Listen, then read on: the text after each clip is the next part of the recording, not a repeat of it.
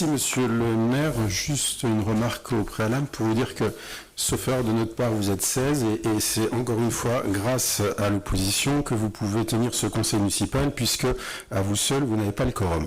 Ceci étant dit, j'en viens donc au sujet de la délibération, à savoir les taux.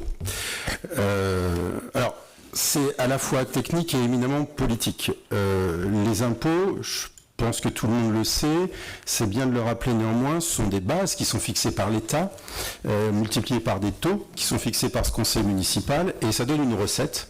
Et c'est d'ailleurs, on le voit régulièrement, la principale recette du budget talentais, puisque en 2024 et en 2025, ces taux ont représenté ou représenteront plus des 2/3 des recettes de talent. Donc en fait, cette délibération, elle est directement liée au budget sur lequel nous avons débattu la dernière fois. Alors c'est vrai qu'en matière de fiscalité locale, ce mandat aura été marqué par des changements importants liés à la disparition totale, si je puis dire, de la taxe d'habitation sur les résidences principales. Ça avait été amorcé dans le précédent mandat, mais depuis 2023, il n'y a plus de taxe d'habitation sur les résidences principales et il y a eu un certain nombre de changements, d'adaptation, de compensation qui sont liés à cette suppression. Ça, c'était pour le contexte. Pour 2025, j'en viens à ce que vous nous proposez aujourd'hui, monsieur le maire. Vous décidez, vous l'avez dit, une nouvelle fois de baisser les taux des impôts locaux pour atténuer la pression fiscale et pour, vous venez de nous le redire un certain nombre de fois, rendre du pouvoir d'achat aux talentaises et aux talentais. Alors, pour être tout à fait exact, il s'agit de rendre du pouvoir d'achat à celles et ceux qui payent la taxe foncière, puisque la taxe d'habitation sur les résidences secondaires, sur les logements vacants et la taxe sur le foncier bâti, c'est moins de 5% du produit des impôts locaux. Donc effectivement, l'impôt dont il est question ce soir, c'est bien la taxe foncière. Et vous avez parlé plusieurs fois d'atténuation fiscale. Je ne pense pas, sincèrement, que les talentaises et les talentais qui payent cette taxe foncière aient vraiment ressenti cette atténuation fiscale.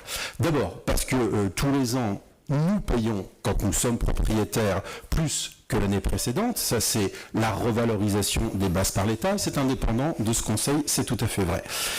Et ensuite, et surtout, parce que là, on en arrive au cœur du sujet, le cadeau fiscal dont vous vous gargarisez doit, alors je ne vais pas vous donner tout le calcul ici, mais à la louche, représenter moins de 45 € par an et par foyer qui paye la taxe foncière. Autrement dit, moins de 4 € par mois et par foyer qui paye la taxe foncière.